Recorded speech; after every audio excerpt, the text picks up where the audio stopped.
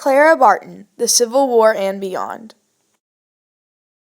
Born on Christmas Day, 1821, I was the youngest of 5 children.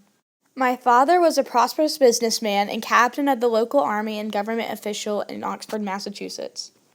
I was a teacher until 1853, even starting my own school in New Jersey. During this time, I founded the Bordentown School, the first public school in New Jersey. Many children could not go to school because their families could not pay the tuition. I offered to teach without a salary if children could attend for free. In 1854, I was hired as a clerk in the patent office. You know what? I quit. I'm going to go help soldiers in the Civil War. Although she was the first woman to work inside the patent office, she realized there's a bigger need for her elsewhere. I volunteered in city hospitals up until 1861, when I left to help soldiers on the battlefield. Oh no, he looks really hurt. Oh no, he has so many bullet wounds. We have to save him. I think he's going to be okay. Who's hungry? Along with helping wounded soldiers, I also provided food and clothing for them. Oh no, he's bleeding everywhere. We have to save him. I'll use my Band-Aid. I think he'll live. He's alive. He's breathing. Another wounded soldier. How are we ever going to find out who this is? He has no identification. But look, there's a letter in his pocket. Let's see what it says. Dear John, I love you so much. We miss you. Come home.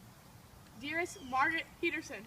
Wow, so this looks like it's John Peterson. By identifying their belongings, I could easily reunite them with their families. Dear Margaret, we found your husband. He is okay, but we wanted you to know he's alive. Sincerely, Clara Barton. I later realized that many were improperly buried. They are put in graves marked unknown. This is an unmarked grave. We're going to try and dig it up to see if we can identify them and return them to their family. The body. Let's see if there's any identification. None here. Look, we found an ID. He's part of the 3rd Massachusetts Infantry.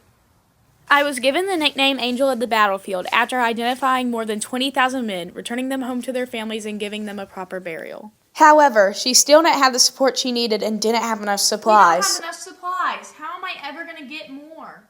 The U.S. Sanitary Commission provided us with more supplies. For me? Thank you.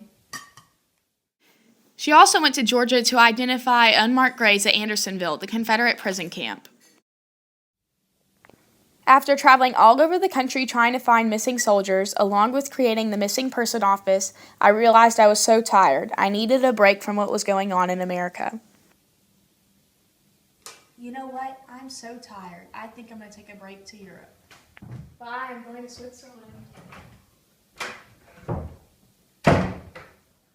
In 1869, I left for Switzerland, where I met officials of the recently organized International Red Cross. I worked to get U.S. Congress to agree to the Geneva Convention.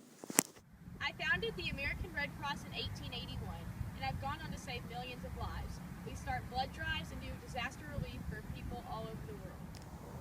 She used her own time and money for the soldiers, but eventually gained volunteers and donations. What started as a simple organization has flourished into a worldwide nonprofit. The Red Cross now provides relief for victims of epidemics and natural disasters such as floods and earthquakes.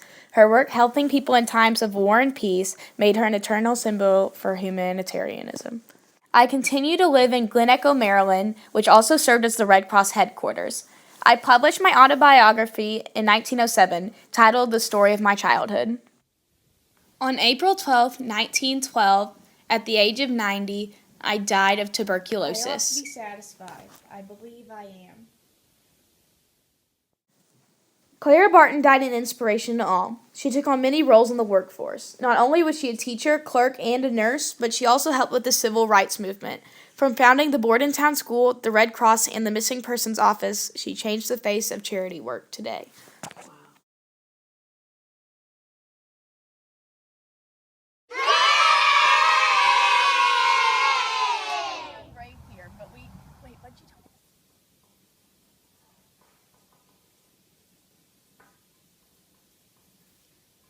You know,